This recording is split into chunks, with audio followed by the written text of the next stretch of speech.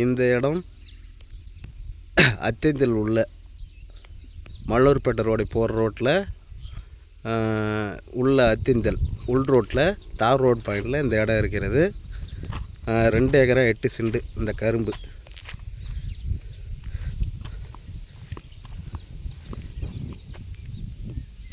இந்த கரும்பு இந்த பக்கம் 1 ஏக்கரா,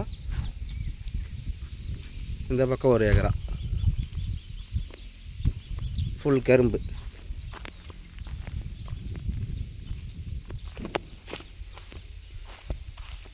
ப்ளஸ் இந்த கிணறு.